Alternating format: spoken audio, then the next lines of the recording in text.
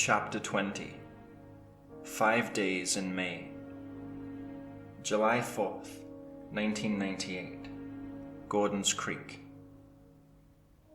Irene laid still, curled like a cold weanling, rubbing the scar on her face at the barren patches of scalp where no hair grew. The sun slid past its apex and slunk to the west, oversized and brassy.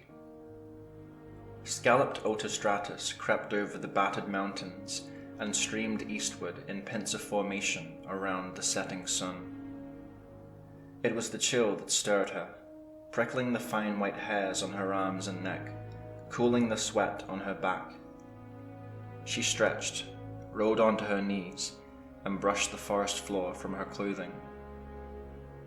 With a hand through her hair, she squinted through the underbrush. The pond was liquid metal in the dying light, and above her, crows cawed from their pulpits in the trees. She jerked at their jailhouse screams and forked a spontaneous evil eye at them, Eric Lindstrom's daughter in flesh and spirit.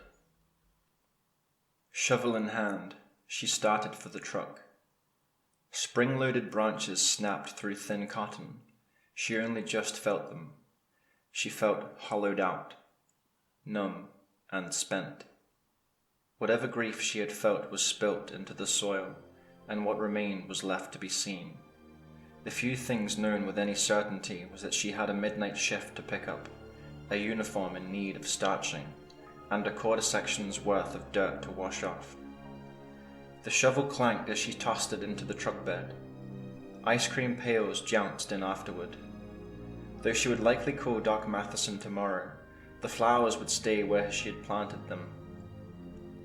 What was done, and the dead deserved what small dignity she had provided. She made her way to the truck's cab. The gaslight sun smoldered through tree branches. Amber-stained clouds seemed to reflect the fires of a nearby hell. In 3 hours, Independence Day fireworks would explode over the Arklay River, while Officer Lindstrom drank coffee and chased beer-buzzed teenagers armed with Roman candles and cherry bombs. A sharp burr of annoyance pricked through, and she muttered a low curse. There were few days she hated more than the 4th of July. The concussive rumble of Baker Creek's fireworks jarred her awake. She shot her head up and was welcomed by an angry red throb from her torn face. Irene pressed a hand against the dressings and cast her sleep-muddled eyes around the flickering bedroom. Anna? Hold it together, Irene. She straightened her hair, one of her mother's habits. She hated it. Sighing, she fumbled for her keys and cranked the ignition. Only, the engine didn't turn over. An erratic chattering sounded from under the hood. What? She frowned and cranked the ignition again. No sound at all. Come on, don't do this to me, Rusty. Another go with the ignition, another mechanical chattering. Come on! Click, clickety-click. You piece, click, of shit! She sucked air between her teeth and slammed the dash with both hands. Irene jumped out of the cab, popped the hood, and fumbled through the cooked leaves and grease for the starter wiring. A few quick tugs revealed that the cables were tight back to the battery. They were also warm, a bad sign if she remembered correctly. Starter. It had to be the starter. The battery was less than a year old. She wiped oily brown hands on her thighs, re-entered the truck, and attempted the ignition again and again, muttering come-ons in some manner of queer automotive sacrament. Come on, she closed her eyes. Just once. The truck responded with an insectile chittering. Her instrument lights blinked and went dead. Shit, shit, shit! She swung a fist into the dashboard. The brittle vinyl cracked and coughed out dust. Outside, the crows cawed in amusement. She stepped out, and arms akimbo, surveyed the scene. The truck sat on even ground. There was no way to bump-start it alone. She needed a tow. The motor pool mechanics, Grady's towing, and Forrest came to mind as options. Grady was prohibitively expensive. Forrest was sharp enough to know that she was meddling in a crime scene, and the motor pool mechanics would be certain to alert the shift supervisor to where they were headed.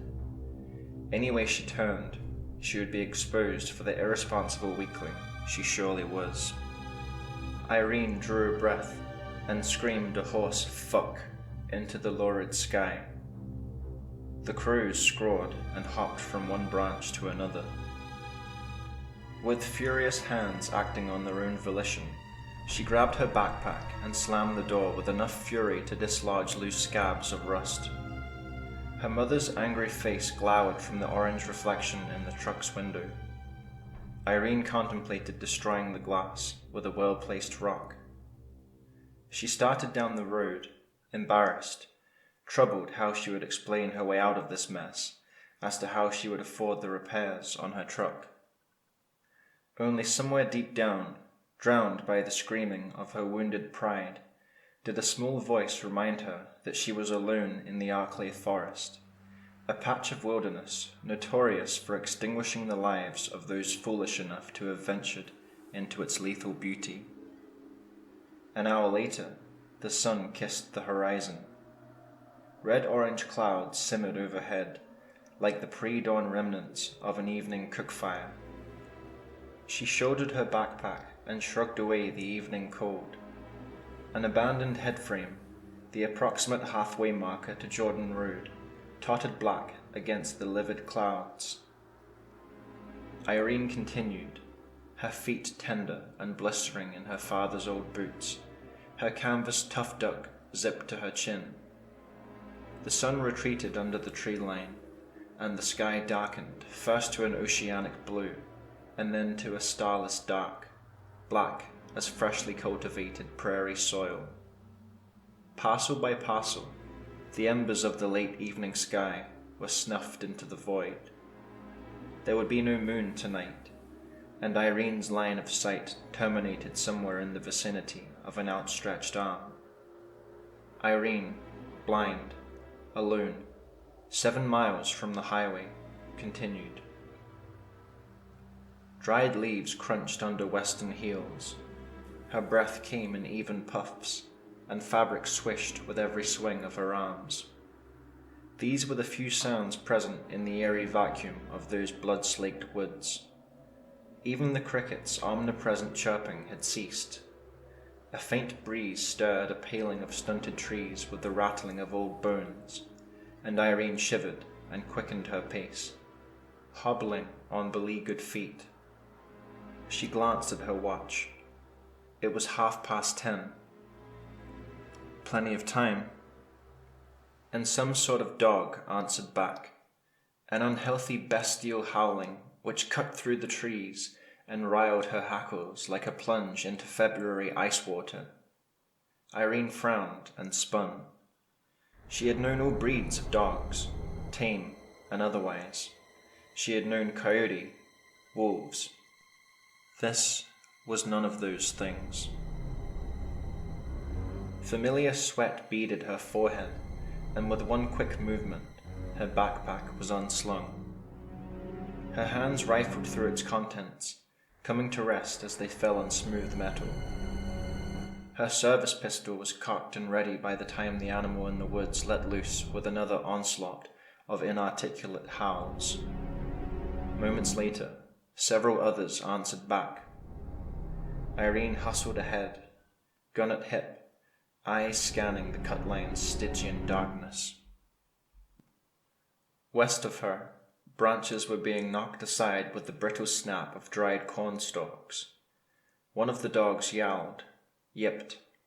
How close? 50 yards? 10? 100? Beretta at level, safety off. Even steps crushed lightly through the fallen leaves.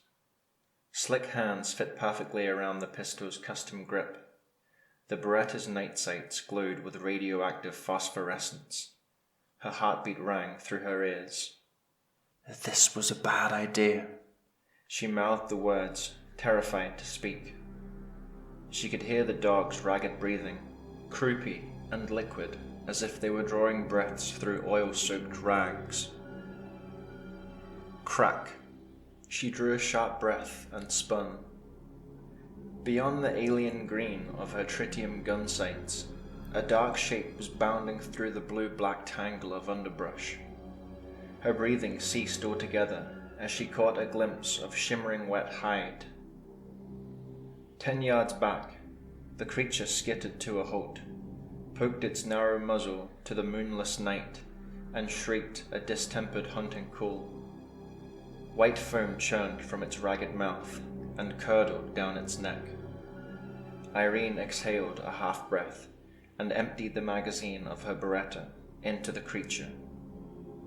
The dog had not yet pitched over before she was turned, arms pumping, blistered and bleeding feet thudding down the hard-packed dirt. Not dogs, something else. She couldn't afford the breath, but the words were spoken nonetheless. She could hear them howling, barking, and coughing, and could only assume that they were giving chase. She tucked the gun into her jacket pocket and fumbled through her backpack. Just as her hands closed around the spare magazine, she was caught in a tangle of unearthed roots and tumbled to the ground with a deflated oof. And though she tucked and rolled with an outfielder's agility, the backpack was gone, stolen into the black with no chance of return. Head up, breath at half-hitch, the dogs were still in pursuit. She found her legs and was running a moment later.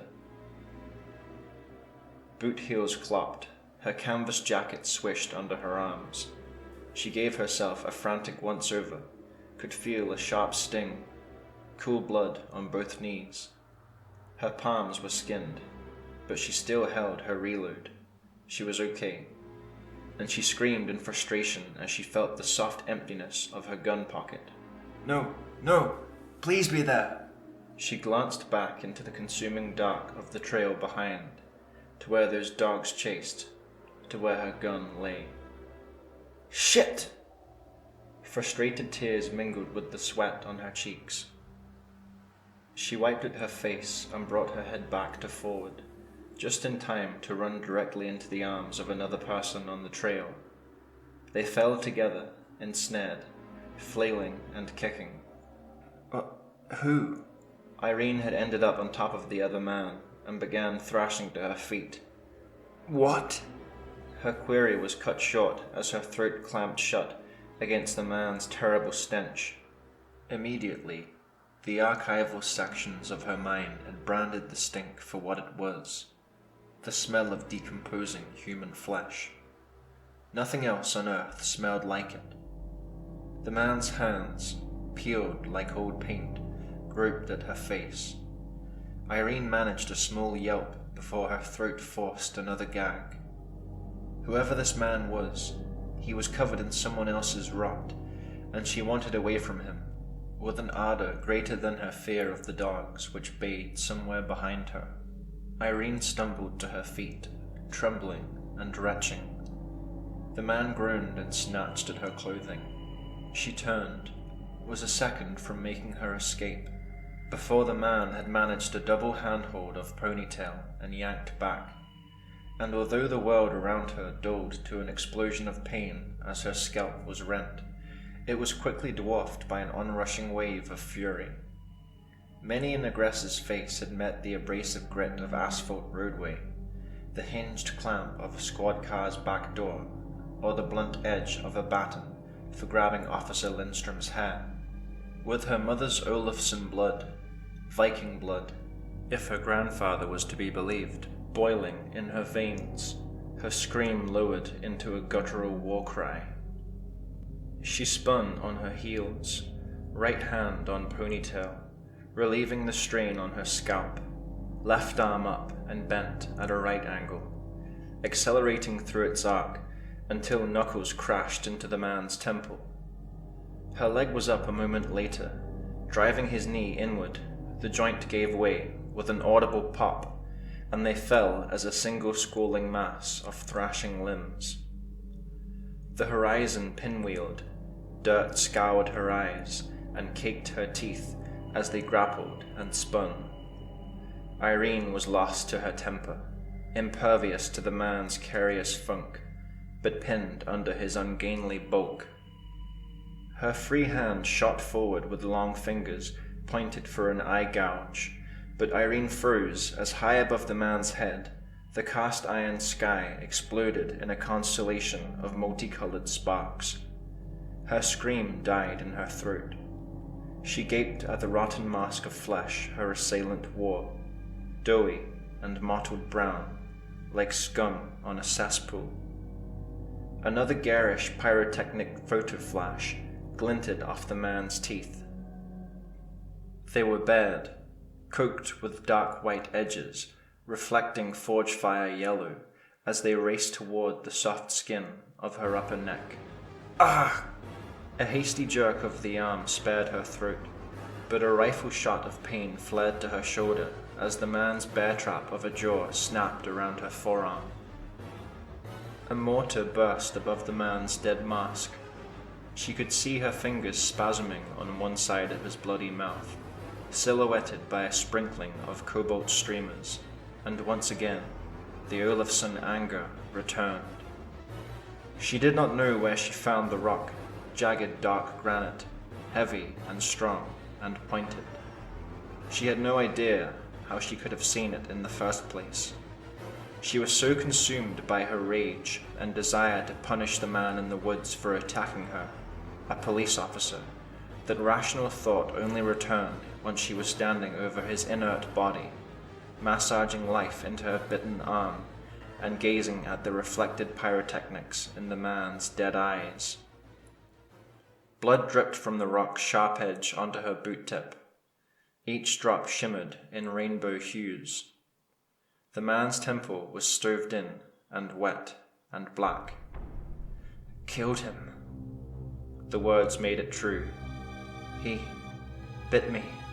His face. Irene took a step away. That smell. Only then, deadly close, loud even over the din of Raccoon City's Independence Day celebrations, did Irene hear the garroted hunting call of those dogs. Shit! She spun and ran. Her legs trembled and her arms screamed distress calls down the damaged communication lines of cross-wired nerves. And above her, multicolored bombs burst. And behind her, the dogs gave chase and called to one another.